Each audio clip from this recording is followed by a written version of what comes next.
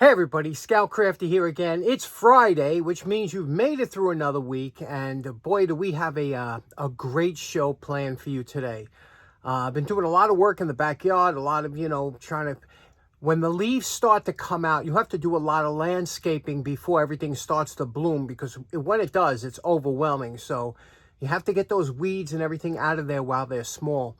And so it's been doing a lot of work outside, but today we're down the basement. It's supposed to rain later, and we have a great show been thinking about. Got a couple products to review. Everybody likes them. A couple things to talk about, so let's get started right away. Okay, first up, we have a product review, and this is because this is all over the internet. It's like going viral, and I love cleaning products and stuff, and this one's from England, from the UK. Some of you already know what this is just from seeing a little bit of this is called the pink stuff. Now, this has been, like I said, it's been all over the UK. They're pushing it like it's one of the best. I know as far as cleaners go, it can't be as good as some of the other ones. Like we got Barkeeper's Friend, but that's a little toxic for the environment. It has oxalic acid in there. It's got other things that aren't really good. This is a pretty much all natural product. It's safe for the environment. It's not tested on animals. It's made in the UK. Let me show you what it is. It's a pink paste. That's why they call it the pink stuff. You can see, first time opening it, first time going to use it. We're going to open this up and see what's inside. Okay, here we go. All right, here we go. Let's take we got to do a smell test, right? Okay, nice sweet candy smelling, almost like a bubble gum, like you would think it looks. It looks like it smells, so it smells good. Let's try it out. It's got quartz. It's only got a few ingredients in it, but it has quartz as an abrasive. Now, mildly abrasive things are good for certain things, but will scratch other things. We're going to try this on a 1 or 2. I'm a big fan of Comet, Barkeeper's Friend, all kinds of products, but I've never used this one before, so let's give it a try and see how. Okay, here's an upcoming project I have to do, but I'll be able to tell how this works on this kind of finish. Here we have an old piece of washcloth that we took here. You know, it's funny, I wanted to buy this a while ago, you know, when I saw it, but it was so expensive. It was like $8, $9 for this or whatever. I don't know what happened. Maybe the shipping from England has gotten better, but the prices really came down, so because of that, it was only like $5 shipped. I wound up getting one for me and my girlfriend to see how this works. So, like I said, it has quartz. You can see it's lifting up the color, which is good, which is just like a compound. Remember, cleaners are only soaps and abrasives that are mixed in. So, you know, really, it has to work if it's got quartz in it. And quartz is an abrasive product. So, here we go. Look at that. Look how that came up. And then we'll wipe it here. Okay. See that? Okay. All right, let's do the whole thing now that we're here and see how it looks.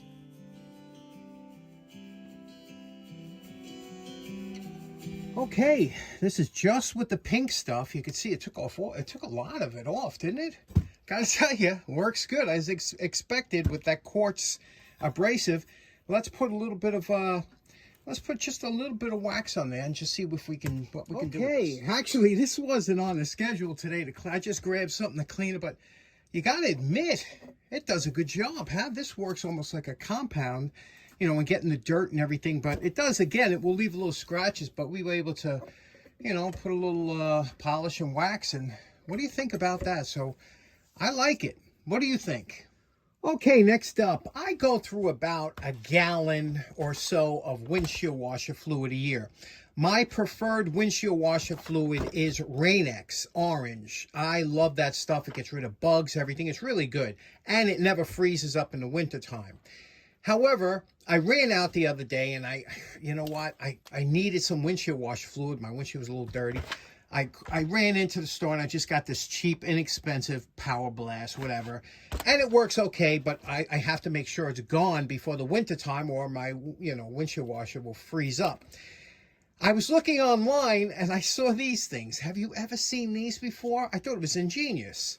What this is, it's a tablet, okay, that will this will be equivalent to 1 gallon of windshield washer fluid. So you take this tablet, you put it into either into your windshield washer reservoir under the hood, or some water. Now, I put a little bit of warm water in here, okay? I'm going to drop that in, and I'm going to see, you can see it's starting to dissolve in there. Can you see that? I don't know if you can, but it's starting to dissolve. It's warm water.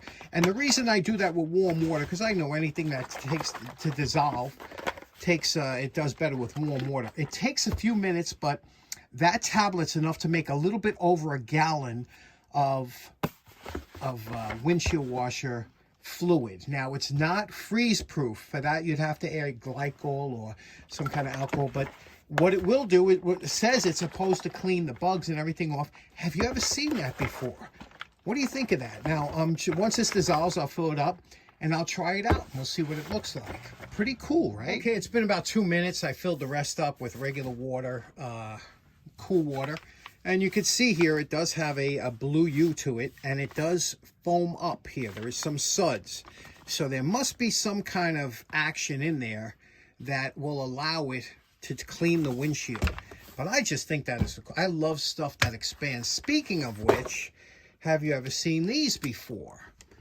Expanding towels. I think these are so cool. What you do is you rip open the plastic here, like this. Okay, and it looks like a tablet, right? Don't eat it. All you need is about an ounce of water. Place it into the water like that, and look what happens. It expands up into, you see, it will absorb that water in there, and it takes, like I said, about an ounce to get it. But once you open it up, you could squeeze it out. It turns into like a little bit of a washcloth. And you can see the size here, okay? I think these are amazing. They make these in full-size towels. But it's a very strong cloth, much stronger than like a paper towel or something. You could wring out almost all of the water that you put in there, and it becomes quite absorbent. You can see that water that's on there. We'll take this like this, wipe that off. You can see it's a nice... If you haven't seen these before, it's pretty interesting. Again, it only takes about an ounce of water to reconstitute or make this into a full size, and it is somewhat strong, stronger than paper towel would be, and it's good for cleaning and polishing. Love these things. Good thing to keep in your bag of tricks. Okay, next up, I have a good friend by the name of Jess. You know him as 13th Worker. He's been a good friend of the show for many years. In fact, an avid fisherman.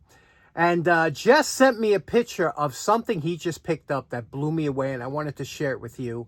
Check out what he picked up. This is called a weed chain jack. Have you ever heard of such a thing? And what that is, it's a jack that you would place under the car, and then you would pull a length of connected chain, like a loop of chain, and it would raise and lower the jack without any stress, without any struggling.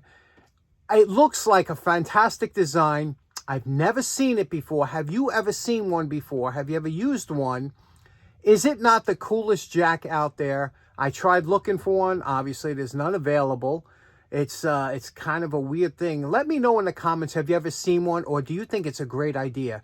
Weed chain jack. Jess, thanks so much for sending that to me. Okay, next up, I picked up these on a very good price on eBay. Paid 10 bucks each for them, which shipped.